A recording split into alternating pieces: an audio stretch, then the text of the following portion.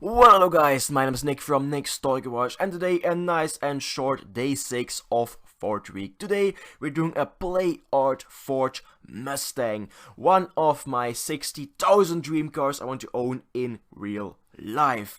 But first, this little message from our sponsor, which being myself. If you want to win this Ford Escort RS Cosworth, go to the link in the description down below on the top right of your screen to win this car. Giveaway will end April 6th. Go after this video please, because I still want my views on this video. So let's take a look at this car a little bit closer. It has some red paint on it, which doesn't look that bad, but every Mustang is black, so I'm going to change up the color. Then the base, the front and the rear are all white. I don't mind it for the base, but the front and rear doesn't need to be white. And the wheels are just totally blacked out. And it has a bluish interior, which doesn't look the best.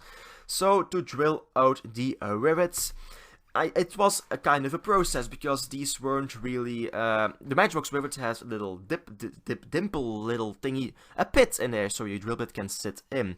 On these they don't have that, so I had to actually punch a hole. I don't really know how to say it. It has a center punch tap thingy to actually tap the hole into the rivets and drilled out in 2 steps. Didn't decide to show it on camera because it took me 16 hours. Then take my handy dandy screwdriver and pry open the base. The rear releases and the front just comes right out. Again, it's the same kind of metal spring setup as the Matchbox from yesterday. So the interior, the springs, the wheels and axles, that's what I was looking for, just come right out. After that, I release the interior and the windshield from its Mustangy prison. Next, I drill out the pilot hole to actually take a self-tapping screw to put them all back together, so we can easily take it apart again afterwards if we want to redo it, I guess. Then, to my favorite step, the sandblaster. The paint on this one was a little bit, well, tougher than the usual Matchbox.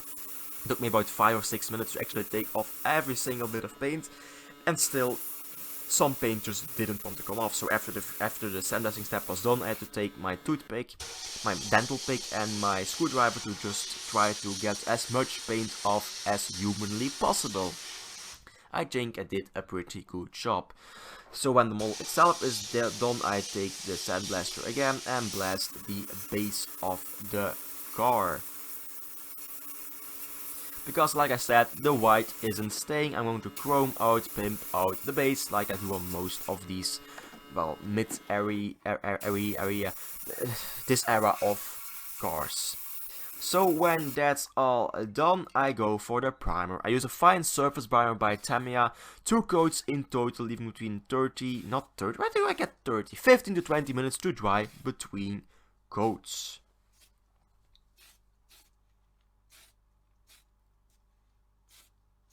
When the primer on the mold itself sets, I take the little base and, like I said, chrome out, pimp out with some silver house paint I got from the dollar store. The Action, there isn't really a dollar store in Belgium, so it's called The Action. Next, like you can see right here, you can't really see it, but on the roof, on the bonnet and on this one side, there are some imperfections in the paint. So I take a piece of sanding paper and sand out those imperfections so I can reprime the car, and it would, well, turn out quite good if I do say so. The car is sitting next to me and it turns out really good if I do say so myself. Then when that's over, I just have to reprime the car, doing about 2 coats again, leaving again 15 to 20 minutes to dry between coats. Next, while that is drying, I focus on the interior. So I take my toothbrush, that's the actual toothbrush I use in the morning and in the evening, so it's still a little bit wet because I recorded this in the morning. I take some hot soapy water and clean out that little blue interior. Spoilers, it's not going to stay blue because it will not fit with the color I choose for the outside. Next, the wheels. These are a really minimalistic 5-spoke design, so I just did some chrome paint on them to make them, well, stand off from the body. When that is over, I take my polishing implement on my drill bit, take some polishing compound and polish the windshield to make it, well, kind of good again. If you have any more suggestions how I can make my windshield look even better, I think there's some floor polish, but I don't really know how to find that. Oh, you saw me polishing my nails. That's manly. Oh well, so let me know in the comment section down below if you know a link to some floor polish or what the bigger, more professional YouTubers use. Then, like you can see, I painted the interior red. I actually forgot to paint the first part, so I had to show you the last little strokes going on. But it's red interior, which should make you guess the color. Also, the taillights are red also. Now I want to prove that this was a budget channel. So no airbrush this time. I'm actually using a paint can I used from the dollar store. This I take one or two, not dollar store, euro store.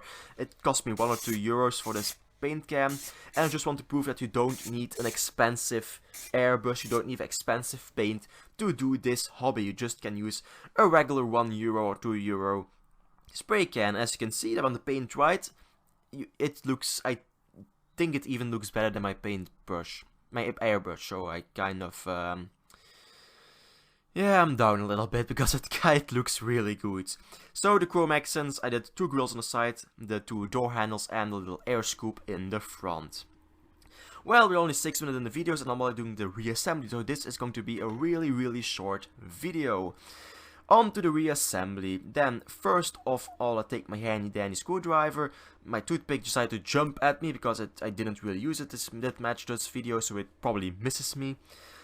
You have to just bend up the spring a little bit and then you can slide the axle again underneath it. One in the front and obviously one in the back. The back, for some reason, went a little bit more smooth. That's what she said. Okay, when that is in, I just let that rest. I take the model itself, the windshield, it goes back in. This time, first time it went in, not the wrong way around, it went in first time, and that's a really big achievement for me. Then the new red interior goes into place, and last but not least, I take my base plate and snap in the front rivet and the rear rivet so it can hold itself together for now. Then I take a self-tapping screw and screw in the back of this car. Let's take a look at it before the restoration, when it was still a weird shade of red, blue interior and well, white front bumper, rear bumper, grille, base. It didn't really look all that well, and I never actually heard of Playart. If you have heard of Playart, let me know in the comment section down below, and take a look at it after the restoration when it is nice and chromed out, pimped out front, rear and bottom, nice black paint and red interior. If you enjoyed this video, please leave a like, subscribe, and hope to see you in a future video. Bye.